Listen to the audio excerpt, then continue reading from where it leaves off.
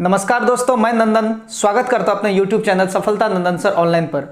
आइए मित्रों, आज हम लोग फिर परसेंटेज के ही कुछ क्वेश्चंस को देखेंगे, क्योंकि अभी परसेंटेज का चैप्टर चल रहा है, इसलिए परसेंटेज को ही देखना वाजिब होगा। अगर हम ऐसे ही चैप्टर छोड़ छोड़ के भागेंगे तो दिक्कत होगा, इसलिए इस चैप्टर को कंप्लीट कर लेते हैं।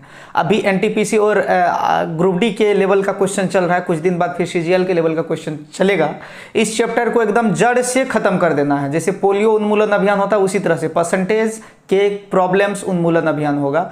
और आप लोग एकदम मुझ पे विश्वास रखिए कि मैं ऐसा कर दूंगा, बस आप लोगों का साथ चाहिए। विश्वास मेरे पे रखिए और साथ मेरा दीजिए। चलिए आगे बढ़ते हैं हम लोग आज परसेंटेज के क्वेश्चन नंबर 1 पे। जो बच्चे इस चैनल पे नए हैं उससे मेरा गुजारिश है कि इससे पहले के जो वीडियोज डाले हुए हैं हम उसको पहले देख लीजिएगा, क्योंकि शुरू से कोई चीज़ को देखिएगा तो अच्छा रहेगा, और जब तक शुरू से नहीं देखिएगा तो कॉन्सेप्ट क्लियर नहीं होगा। आपसे निवेदन है मेरा कि शुरू से देखिए। तो आइए हम लोग क्वेश्चन नंबर 1 पे आते हैं। आज का परसेंटेज के सेक्शन का क्वेश्चन नंबर 1 आप देखिए ध्यान से। एक परीक्षा में ए को 20 से 25% अधिक अंक मिले, बी को सी से 10% कम अंक मिले, सी को डी से 25% अधिक अंक मिले। तदनुसार यदि डी को 500 में से 320 अंक मिले हो तो ए को कितना अंक मिला। सवाल कह रहा, फिर से एक बार देखिए सवाल को। सवाल आपके स्क्रीन पे दिख रहा होगा। ए को 20 से 25% अधिक मिला, बी को सी से 10% कम मिला, सी को डी से 25% अधिक मिला, और डी को मिला 500 में कितना 320। तो ए को कितना मिला। हमसे जो पूछा जा रहा है किसके बारे में पूछा जा रहा है, ए के बारे में पूछा जा रहा है। और हम इसमें खास बात क्या देख रहे हैं क्वेश्चन में कि ए को मिला है बी की अपेक्षा 25% कम, अर्थात हमको पहले बी निकलेगा तभी हम ए निकाल पाएंगे। ध्यान दीजिएगा, ए को बी से 25% कम मिला, यानी अगर बी को पता चल गया कितना मिला, उससे 25% कम ए का मिला, यानी ए का नंबर जो है वो डिपेंड करता है बी के नंबर पे। जब तक बी पता नहीं चलेगा तो ए पता नहीं चलेगा। अब देखिए आगे बढ़िए। बी को सी से 10% कम मिला, यानी जब तक सी पता नहीं चलेगा तब तक बी पता नहीं चलेगा। अब फिर कहता है क्वेश्चन में कि सी को डी से 25% अधिक अंक मिला, जब तक डी पता नहीं चलेगा तब तक सी पता नहीं चलेगा। अर्थात इसमें सबसे पहले हमको खोजना पड़ेगा डी को, और इस वजह से हम सबसे पहले लिखेंगे डी। डी मिलेगा तब सी मिलेगा, तब बी मिलेगा, और अंत में कौन मिलेगा, ए मिलेगा। तो डी को कितना मिला वो देख लीजिए। तो डी को कहता है 500 में 320 अंक मिला। कितना मिला 320। डी को 320 मिला, 320 यहां लिख दिए, कोई दिक्कत समझने में। अब देखिए, अब डी से सी का जो कंपैरिजन है वो क्या है, ध्यान दीजिएगा। और एक बात, 100% अपने आप में सभी होता है, ठीक है, 100% होता है। अगर 10% का वृद्धि होगा तो 110 होगा, 10% का कमी होगा तो 90 होगा। तो डी से सी का कंपैरिजन क्या है वो जरा देखिए। डी से सी का कंपैरिजन है कि क्वेश्चन में कह रहा, ध्यान दीजिएगा, सी को डी से 25% अधिक मिला, यानी डी को जितना भी मिला इससे 25% ज्यादा मिला सी को, और 25% ज्यादा का मतलब होता है 125/100 होता है ना। फिर देखिएगा, अब सी से बी का कंपैरिजन करेंगे। सी से बी का जब कंपैरिजन करेंगे तो ध्यान दीजिए क्या दिखा हुआ है। सी से बी का कंपैरिजन में कहता है कि बी को सी से 10% कम मिला, यानी सी को जितना मिला उससे 10% कम इसको मिला। इससे कंपैरिजन इसका, इससे कंपैरिजन 10% कम का मतलब 90/100। अब बी से कंपैरिजन करेंगे किसका, ए का, और बी से ए का कंपैरिजन करेंगे तो कहता है शुरू में कि ए को बी से 25% अधिक मिला, तो 125/100। आप सवाल को एक बार और देखिए, अच्छे से देखिए। देखिए अभी ही बढ़िया से पढ़ लेंगे तो बेहतर रहेगा, क्योंकि बार बार एक ही चीज को पढ़ने से बेहतर एक बार अच्छे से पढ़ लेना है। ध्यान दीजिए फिर से एक बार। 320 किसको मिला, डी को। अब कहता है कि सी का जो अंक है वो डी से 25% ज्यादा है, तो डी का जितना भी है 25% ज्यादा का मतलब होता है 125%, 25% कम का मतलब होता है 75%, तो 25% ज्यादा है तो 125/100 कर ली। अब इससे जो इसका कंपैरिजन करेंगे, सी से बी का कंपैरिजन करेंगे तो वो कहता है 10% कम है, 10% कम मतलब 90/100। अब इससे इसका कंपैरिजन करेंगे तो कहता है 25% ज्यादा है तो 125/100।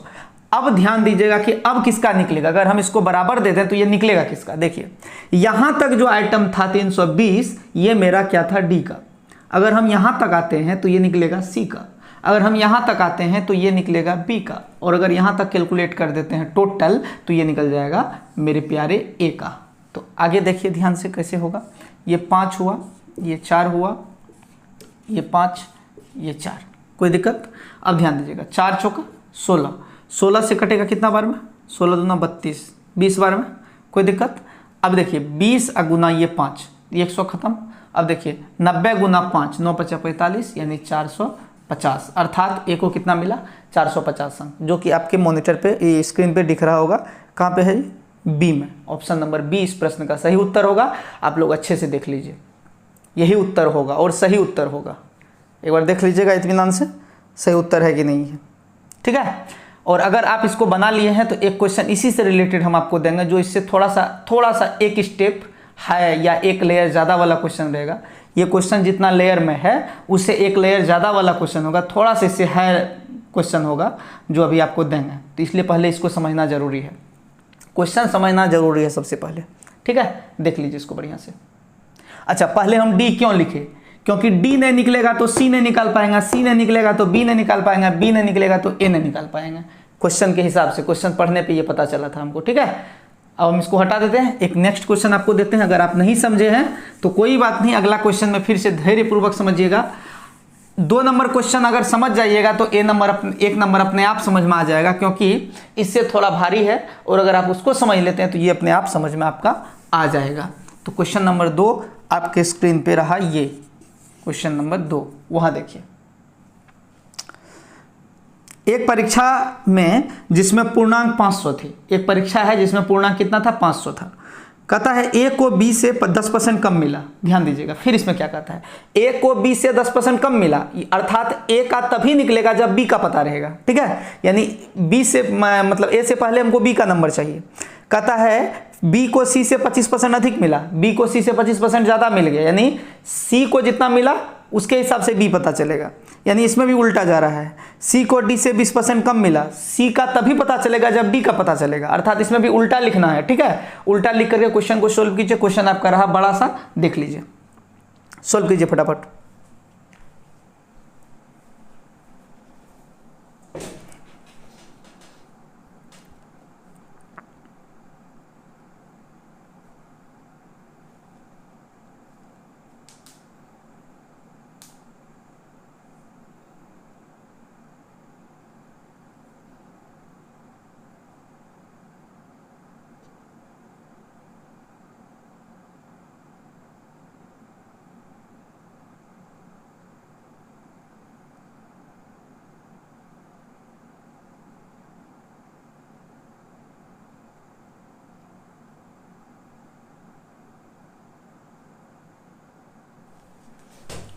बन गया?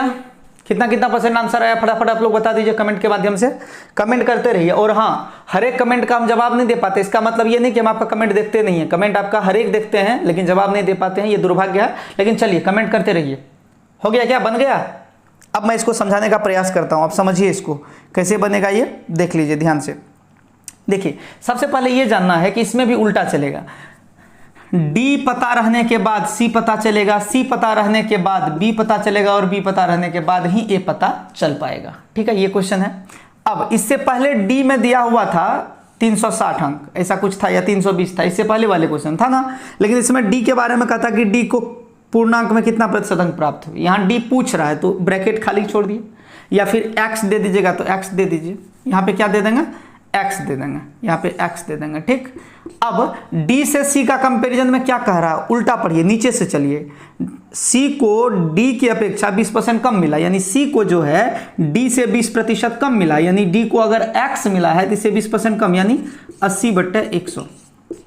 अब सी से अगर बी में आते हैं तो क्या कह रहा है वो देखिए। सी से बी में जाइए, सी से बी में क्या कह रहा है? कहता है बी को सी से 25% अधिक मिला, यानी सी को जितना मिला उससे 25% ज़्यादा मिला, तो 125/100। कोई दिक्कत? अब ध्यान दीजिएगा। अब बी से अगर हम ए में जाते हैं तो ए में क्या कहता है वो देखिए ध्यान से। ए में कह रहा है कि ए को बी से 10% कम मिला, यानी ए को बी से कितना कम मिला? 10% कम मिला, यानी 90/100। यानी ये नंबर है डी का, तो ये है सी का, ये है यहाँ तक बी का, यहाँ तक है ए का। यानी जब इसको कैलकुलेट कर लेंगे दोस्त तो ये किसका निकलेगा? ए का निकलेगा। और अंत में कहा गया है कि ए को 360 अंक मिले हैं, तो बराबर में दे देंगे कितना? 360।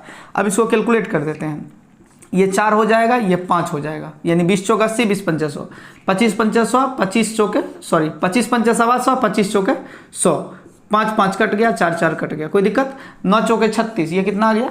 400। इस तरह से ये कितना आ गया टोटल? 9 चौके 36 होगा ना, तो ये कितने नंबर आए? 400 अंक वहां पे आया, यानी 2 नंबर में डी का जो वैल्यू x था वो x का वैल्यू कितना आ गया फाइनली 400। अब क्वेश्चन में हमको कह रहा है कि डी को कितना प्रतिशत अंक प्राप्त हुआ, तो कितना प्रतिशत हुआ, तो डी प्रतिशत हम निकालेंगे। आपको याद है आज हम या कल शायद पढ़ाए थे कि पास प्रतिशत बराबर पास मल्टीप्लाई 100 बाय टोटल, या फिर पास बाय टोटल मल्टीप्लाई 100, ऐसा कुछ बताए थे।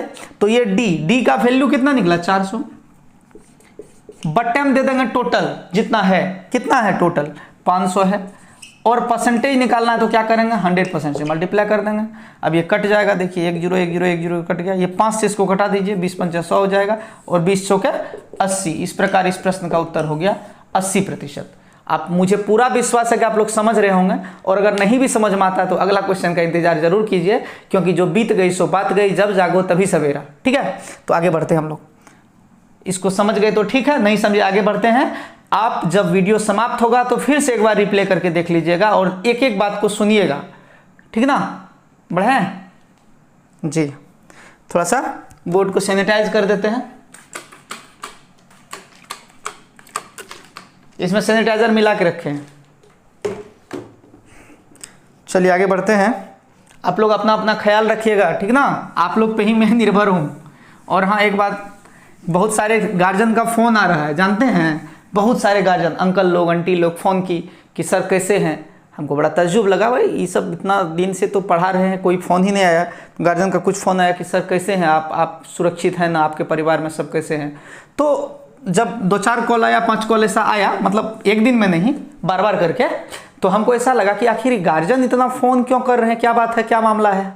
तो हम एक आंटी को पूछे कि आंटी ऐसा क्या है कि मतलब आप लोग जो है ढेर सारा गार्जियन का आया है, आपका भी आया, आज तक तो आप बात नहीं किए थे, अचानक से मतलब कैसे लगा कि नहीं सर से बात करना चाहिए, ताकि जो है सर कैसे हैं ये पूछना चाहिए। हम पूछे आंटी से, तो आंटी जवाब दी कि देखो बेटा, ऐसे करके, देखो बेटा, मेरी 2 बेटियां और 3 लड़का, 2 जो है मेरा लड़का, 1 बेटी, और 1 मेरा भतीजी और 1 भतीजा, यानी मेरे यहाँ से 3 लड़का और 2 लड़की पढ़ता है, और सारा का फुल पेमेंट किया हुआ। अगर कुछ होता है तो सारा पेमेंट तो डूब जाएगा ना। अल्लाह, ये स्थिति है। तब हमको समझ में आया कि लोग हमको फोन करके क्यों पूछते हैं कि सर कैसे हैं, मतलब। और हाँ, इन सभी बातों को मजाक में लीजिएगा, सीरियसली मत ले लीजिएगा। चलिए आगे बढ़ते हैं। क्वेश्चन नंबर 3 में आते हैं। 3 नंबर क्वेश्चन थोड़ा सा अलग टाइप का लेता हूं मैं, आप ध्यान दीजिएगा कैसा है क्वेश्चन, देख लीजिए थोड़ा सा। 3 नंबर, किसी समकोण त्रिभुज के आधार तथा ऊंचाई में क्रमशः 10% तथा 15% की वृद्धि की गई तो उसके क्षेत्रफल में कितने प्रतिशत की वृद्धि होगी। सवाल समझिएगा, किसी समकोण त्रिभुज के आधार तथा ऊंचाई में 10% तथा 15% की वृद्धि हो गई, उसके क्षेत्रफल में कितने प्रतिशत की वृद्धि होगी। तो क्षेत्रफल बराबर फॉर्मूला क्या होता है, समकोण त्रिभुज का क्षेत्रफल बराबर 1/2 गुना आधार यानी b गुना ऊंचाई यानी h। तो 1/2 गुना आधार भी 100 मान लीजिए, ऊंचाई भी 100 मान लीजिए। अब आपके मन में विचार आ रहा होगा कि सर हम 100 ही क्यों मानेंगे, आधार और ऊंचाई 100 हम क्यों मानेंगे। देखिए थोड़ा इधर लिखेंगे ना तो क्वेश्चन आपको अच्छे से दिखाई देगा। एक बार और क्वेश्चन देख लीजिए। क्वेश्चन ऐसा है, किसी समकोण त्रिभुज के आधार तथा ऊंचाई में 10% और 15% की वृद्धि कर दी गई। ध्यान दीजिएगा, यहाँ 3 नंबर है, दिखाई दे रहा होगा। समकोण त्रिभुज का जो क्षेत्रफल होता है, क्षेत्रफल क्या होता है, समकोण त्रिभुज को कहते हैं right angle triangle. Right angle triangle का क्षेत्रफल होता है 1/2 BH, यानी 1/2 गुना आधार गुना ऊंचाई। तो 1/2 ले लेते हैं, आधार के जगह दे देते हैं 100 और ऊंचाई के जगह भी दे देते हैं 100। अब आपके मन में आएगा कि सर 100 क्यों लिए, XYZ भी तो ले सकते थे। देखिए कुछ भी लेकर के हम आंसर बना सकते हैं, राम रहीम गोपाल लेकर के, लेकिन अगर कुछ दूसरा आइटम लेते हैं तो ज़्यादा प्रोसेस लंबा चला जाएगा। इसीलिए इन सब बातों को ध्यान में रखते हुए हम यहाँ पर आधार को भी 100 मान लेते हैं, ऊंचाई को भी 100 मान लेते हैं। क्यों? क्योंकि 100 ही एक ऐसी संख्या है कि मानना सबसे आसान है। क्यों? क्योंकि 100 में जितना घटेगा उतना घटता है। जैसे 100 में 10 गया 90, 100 में 10 जुड़ा 110, इसीलिए। तो इतना हुआ। अब देखिएगा बाद में क्या कहता है क्वेश्चन में कि कहता है कि ऊंचाई में 10% और 15% की वृद्धि हुई, आधार तथा ऊंचाई में 10% और 15% का। अब हो गया 1/2 गुना 100 में 10% का वृद्धि होगा तो 110 होगा, और इसमें 15% का वृद्धि होगा तो 115 हो जाएगा, इसीलिए 100 मानते थे, ठीक ना। अब आप देखिए 1/2 1/2 दोनों में है, इसीलिए कॉमन था, इसको हटा दिया, मतलब इसको इग्नोर करके चलेंगे। ऐसा नहीं कि ये दोनों कटेगा या कट गया, ऐसा नहीं, काटे नहीं है, हम दोनों को हटा दी, कटा नहीं है।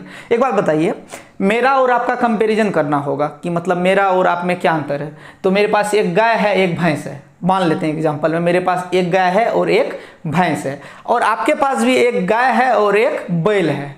तो हम दोनों में अंतर क्या रहा, हम दोनों में अंतर रहा भैंस और बैल का। क्यों? क्योंकि गाय तो दोनों के पास है, दोनों के पास है तो कोई फर्क नहीं पड़ा। इसी तरीके से इसमें क्या है कि 1/2 गुना 100 गुना 100, यहाँ भी 1/2 गुना 110 गुना 115, तो 1/2 तो दोनों के पास है ना, तो इसको इग्नोर करके चलेंगे, क्योंकि इसको लेने नहीं लेने से बात बराबर है, और नहीं लेंगे तो फायदा हो जाएगा कि इस पे हो जाएगा ढेरी शून्य, कितना शून्य हो जाएगा, 4 शून्य हो जाएगा, ठीक ना।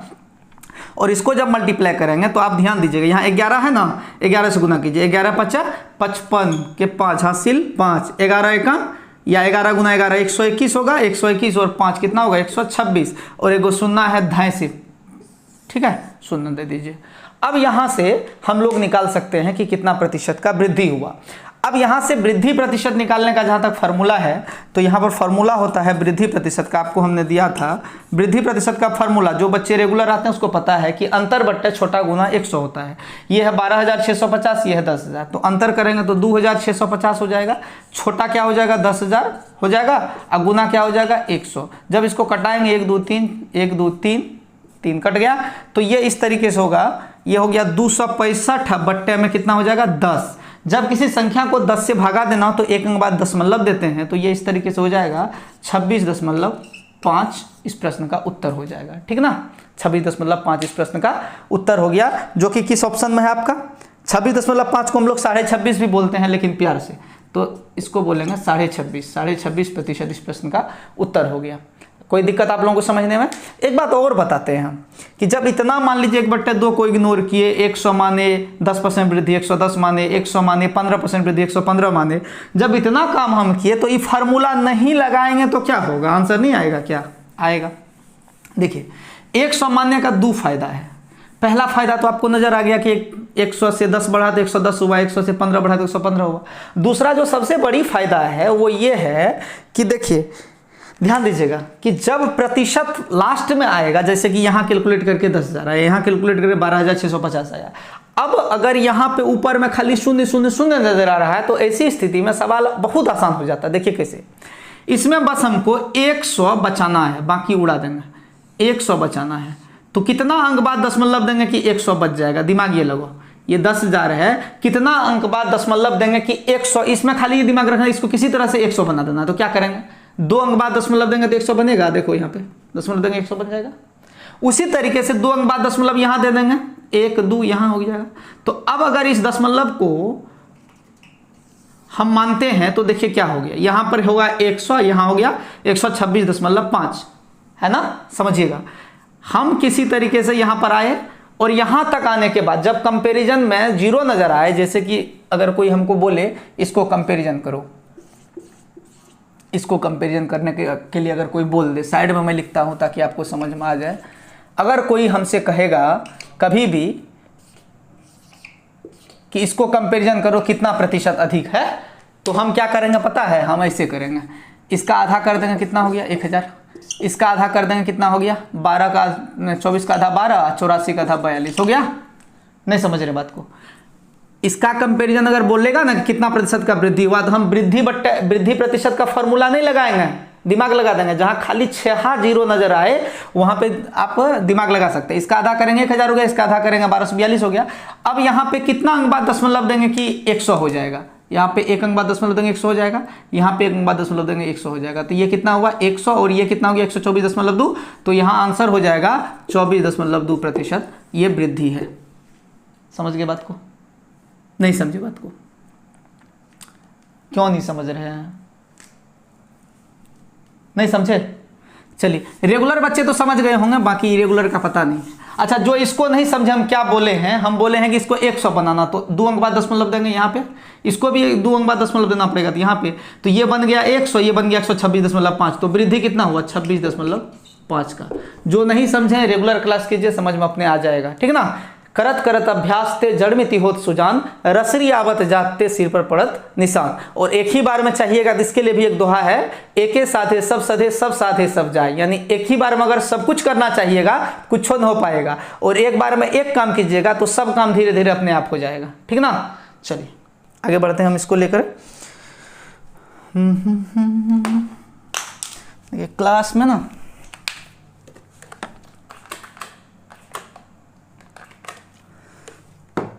क्वेश्चन नंबर कितना होगा देख लेते हैं।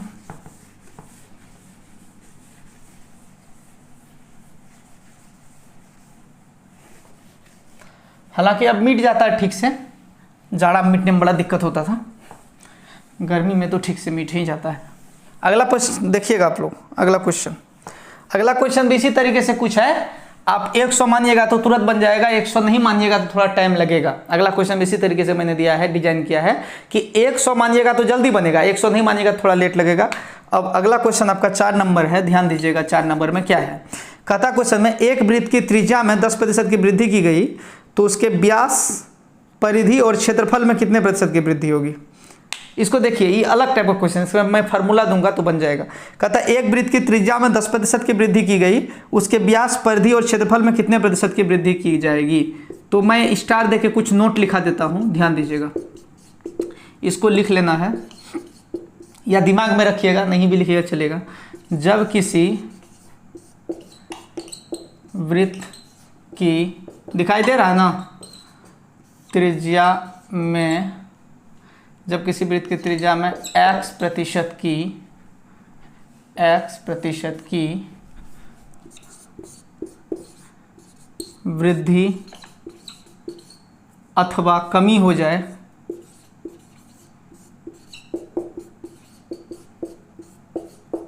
तो देखिएगा बढ़िया से, यानी वृत्त के सेंस में जो क्वेश्चन आएगा वो कैसे बनेगा वो देखिएगा। जब किसी वृत्त की त्रिज्या में x प्रतिशत की वृद्धि ऑब्लिक कमी हो जाए, यानी वृद्धि या कमी हो जाए, जब किसी वृत्त की त्रिज्या में x प्रतिशत की यानी 10%, x का मतलब क्या हुआ 10, 20, 30, 40, 50, 5, 9, 8, 7, 6, 5 कुछ भी कमी हो जाए तो क्या करेंगे, ध्यान दीजिएगा। तो जब त्रिज्या में वृद्धि और कमी होगा तो क्या होगा, उसका व्यास और परिधि, व्यास और त्रिज्या का मतलब क्या होता है, त्रिज्या का मतलब रेडियस होता है, त्रिज्या का मतलब रेडियस हुआ, तो व्यास यानी डायमीटर तथा परिधि यानी सरकमफ्रेंस में भी x प्रतिशत की ही वृद्धि ऑब्लिक कमी होगी। सवाल को समझिएगा, जब किसी वृत्त की त्रिज्या यानी रेडियस में x प्रतिशत की वृद्धि या कमी करेंगे, ऐसी स्थिति में डायमीटर और परिधि यानी सरकमफ्रेंस में भी x प्रतिशत की ही वृद्धि ऑब्लिक कमी होगी।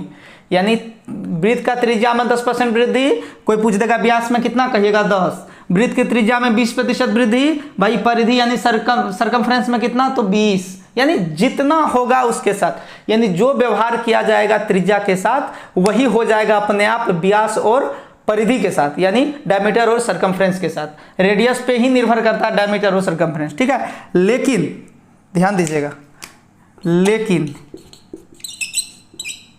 क्षेत्रफल में अलग बात हो जाता है। क्षेत्रफल में फॉर्मूला हो जाएगा 2x plus minus x square by 100, ये हो जाएगा क्षेत्रफल में। क्षेत्रफल के लिए फार्मूला हो जाएगा 2x plus minus x square by 100, 2 बढ़िया से लिख देते हैं, ये हो जाएगा 2x plus minus x square by 100, ये हो जाएगा क्षेत्रफल के लिए आपका, ठीक ना। व्यास और परिधि में कोई चेंज नहीं होगा। अभी क्वेश्चन को देखिए और इस फार्मूला पे बनाइए, तब तक मैं मार्कर में इंक दे देता हूँ जल्दी से। इस फार्मूला को देखिए आप कैसे बना और इस क्वेश्चन को बनाइए फटाफट। क्वेश्चन आपके सामने है, देख लीजिए और उसको बनाइए।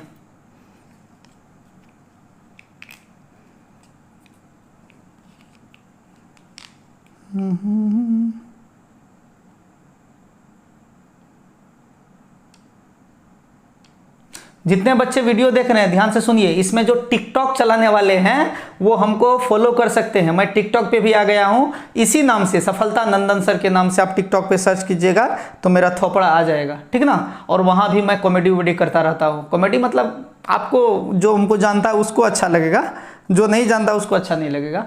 वहाँ पे मोटिवेशन भी होता है, मोटिवेशनल कोटेज सब देते हैं, मोटिवेशनल बात सब बताते हैं। मतलब कुल मिला करके ठीक ठाक चैनल है, बेवकूफ़ जैसा आपको चैनल नहीं लगेगा, आप देख लीजिएगा, ठीक ना। चलिए जी, हो गया, बनाइए। आंसर कौन सा ऑप्शन होगा फटाफट कमेंट कीजिए। चलिए इंक तो दे दिए हैं, कमेंट कीजिए फटाफट।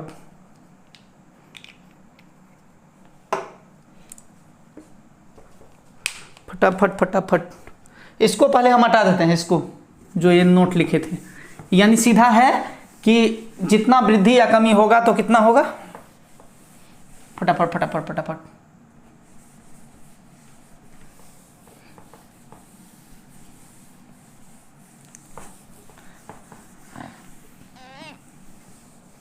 चलिए अगला क्वेश्चन है,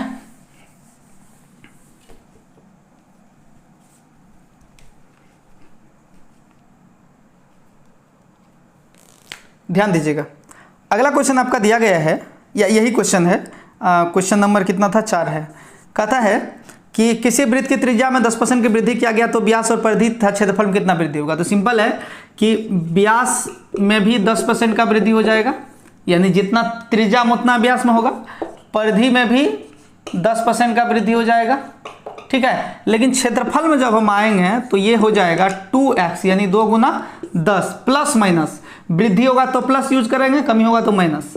10 का स्क्वायर बटा 100, ये कट के हो जाएगा 1, ये 10 दूना 20, 20 जोड़ 1 यानी कितना हो जाएगा, कुल मिला के 21% हो जाएगा।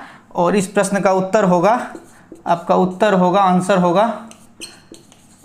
होगा आपका क्या हो जाएगा, आंसर 10% कोमा 10% और comma 21%। It's your right answer guys, option number B for ball, ठीक है। 10 10 21 है कि नहीं है, देख लीजिए एक बार, चेक कर लीजिए, ठीक है। अब इसको हम लेके बढ़ाते हैं आगे। अगला क्वेश्चन क्या है, आप लोग बात को समझे। त्रिज्या परिधि व्यास सेम होगा। और एक बात, जैसे अगर त्रिज्या है व्यास सेम हुआ, कभी कभी क्वेश्चन में क्या कह देता है कि किसी वृत्त का व्यास में 10% वृद्धि किया तो बताओ त्रिज्या में कितना होगा। भैया जब परिधि व्यास और त्रिज्या सेम है तो कहीं करोगे तो ये तीनों एक ही जैसा काम करेगा, ठीक ना।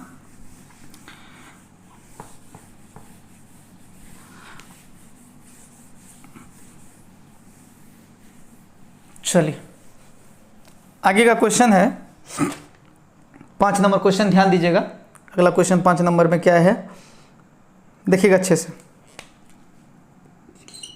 5 नंबर प्रश्न में आपका दिया गया है कि किसी घन की भुजा में 20% की वृद्धि हो गई तो उसके आयतन में कितने प्रतिशत की वृद्धि होगी। किसी घन की भुजा में 20% की वृद्धि हो गई तो उसके आयतन में कितने प्रतिशत की वृद्धि होगी। तो लिखेंगे घन का आयतन, घन मतलब क्यूब होता है दोस्त, क्यूब का आयतन, आयतन मतलब वॉल्यूम होता है, समझ रहे हैं ना। ये होता है भुजा एक क्यूब, यानी ये होता है घन का आयतन बराबर एक क्यूब होता है, ठीक ना, भुजा क्यूब। तो यहाँ पर नहीं मालूम है हमको क्या है भुजा, तो इसको हम क्या मान सकते हैं, यहाँ 100 मान सकते हैं। तो 100 का क्यूब आपका कितना हो जाएगा, 100 का क्यूब हो जाएगा 100 पे 6 शून्य हो जाएगा। चलिए इसको यहाँ दिमाग में रखिए, ठीक है, इसको दिमाग में रखना खाली। अब आ जाते हैं यहाँ पे बाद में, कहता घन की भुजा में 20% का वृद्धि हो गया तो आयतन में कितने प्रतिशत की वृद्धि होगी। तो हमको पता है कि घन मतलब क्यूब, क्यूब का आयतन जो वॉल्यूम होगा, आयतन मतलब वॉल्यूम, वो होता है भुजा क्यूब। भुजा नहीं मालूम है, हम आपको बोले थे कि जब नहीं मालूम हो तो 100 मान लो, तो 100 का क्यूब कर दिए तो 100 का क्यूब का मतलब हुआ 1 पे 6 शून्य, कोई दिक्कत। बाद में 20% का वृद्धि होगा, 20% का वृद्धि होगा तो पहले 100 का क्यूब था, अब कितना का क्यूब हो जाएगा, 120 का क्यूब हो जाएगा, क्योंकि 100 में 20% का वृद्धि करेंगे तो 120 हो जाएगा, 120 का क्यूब हो जाएगा। ध्यान दीजिएगा, घबराइएगा मत। तो 12 का क्यूब खाली दिमाग लिए, 12 का क्यूब क्या होता है, 12 का क्यूब होता है 1728 होता है ना। आज शून्य क्यूब है तो 3 को शून्य होगा, 1 2 3, ठीक है ना, यहाँ होगा ऐसे। अब हम आपको क्या बताए थे रूल, याद कीजिए तो क्या बताए थे हम आपको बताए थे कि 100 बनाना है। जब खाली शून्य देखें तो इसको 100 बनाना है। इसको 100 कैसे बना सकते हैं, कहाँ दशमलव डालेंगे 100 बन जाएगा। 1 2 3 4 अंक बाद दशमलव डालेंगे तो ये 100 बन जाएगा। और यहाँ पे 4 अंक बाद दशमलव डालेंगे तो कहाँ जाएगा, ये जाएगा 1 2 3 4, यहाँ आ जाएगा। अब ये ऊपर में क्या हो गया, ऊपर में हो गया 100 और नीचे में क्या हो गया जी, नीचे में हो गया 172.8, 172.8। अब आप खुद बताइए कि 100 से 172.8 हो गया तो बढ़ा कितना, तो वृद्धि कितना हो गया, वृद्धि हो जाएगा 72.8। ये आपके आंसर हैं 72.8। कहाँ है देख लीजिए, 72.8% ही इस प्रश्न का उत्तर होगा मेरे ख्याल से, और आप लोगों का ख्याल भी यही होना चाहिए, जो नन ऑफ दीज होगा, इनमें से कोई नहीं, ठीक है ना। इसका आंसर होगा नन ऑफ दीज, घबराइए मत, इनमें से कोई नहीं एक विकल्प है और वही होगा इसका आंसर, ठीक है। तो बढ़ते हैं, बाकी चीज़ें तो सही नज़र आ रहा है। चलिए आगे बढ़ते हैं हम लोग। क्वेश्चन नंबर हम लोग आ जाएंगे इसके बाद वाले में, और इसके बाद का क्वेश्चन है, कितना नंबर है भैया मेरे, हाँ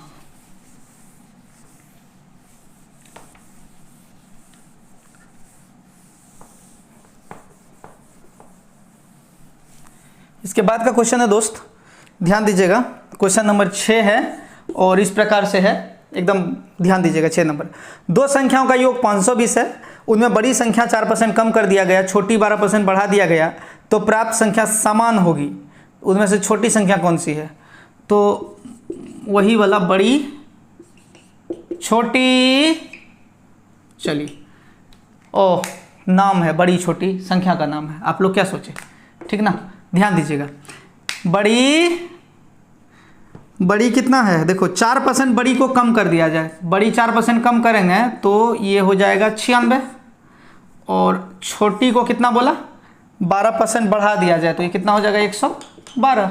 सिंपल है, तो दोनों आपस में क्या कहता है, बराबर हो जाएगा। ये नहीं कह रहा क्वेश्चन में, समान हो जाएगी, समान मतलब बराबर, तो यहाँ पे एक बराबर का साइन दे देते हैं बीच में, कोई दिक्कत आप लोगों को। अब देखिए कटने वाला है, कहीं से कटने वाला है तो कटा दो इसको फटाफट, ये 16 से कटेगा, 16 छा के 96, 16 7 112, तो ये हो जाएगा बड़ी छोटी, यहाँ पे छोटी आ जाएगी, और यहाँ पे क्या हो जाएगा 7, अब बट्टे में क्या आ जाएगा 6, और 7/6 को प्यार से क्या बोले थे लिखने के लिए, 7/6 को प्यार से बोले थे 7:6 लिखने के लिए। अब हमको क्या निकालना, बड़ी की छोटी, ये देख लीजिए क्वेश्चन में क्या कहता है निकालने के लिए, क्वेश्चन में कहता है निकालने के लिए छोटी, तो छोटी निकालो। छोटी के सामने 7 है कि 6 है, वो देखो छोटी 6 है, 6 कर देंगे। अब बट्टे में हम क्या बोले थे, दोनों को जोड़ देने के लिए, क्वेश्चन इस प्रकार का हुआ है पिछला वीडियो में, 7 6 13, और गुना कितना है, टोटल कितना संख्या क्वेश्चन में देखिए 520 है, संख्या का योग 520 है, तो 520 से गुना कीजिए, 13 चौके 52, 40 बार में कटा, 6 चौके 24, 240 इस प्रश्न का उत्तर होगा। छोटी संख्या 240 होगा, जो ऑप्शन नंबर सी में दिया हुआ है। नहीं समझे बात को, अरे भैया बड़ी संख्या में 4% घटाना था, बड़ी नहीं मालूम है, 4% घटा दिए 96 हो गया, कोई 4% घटेगा अपने आप में 96 हो जाएगा। छोटी संख्या में 12% बढ़ाना था, 12% बढ़ा दिए 112 हो गया, इसको कटा दिए 16 छा के 6, अब 16 7 112 हो गया। अब देखिए ये बड़ी यहाँ आ गई, छोटी नीचे आ गई, अब ध्यान दीजिएगा 7 यहाँ आ गया, 6 नीचे आ गया, 7:6 हो गया, निकाल दिए, सिंपल, ठीक ना। चलें, अच्छा लॉकडाउन में घर में बैठे रहने से बेहतर है ना लाइव क्लास लेना, कमेंट के माध्यम से लिखिए यस, नहीं भी मन है फिर भी लिख दीजिए यस मेरे लिए प्लीज। हाँ जी, तो देखिए ध्यान से, अगला क्वेश्चन है आपका,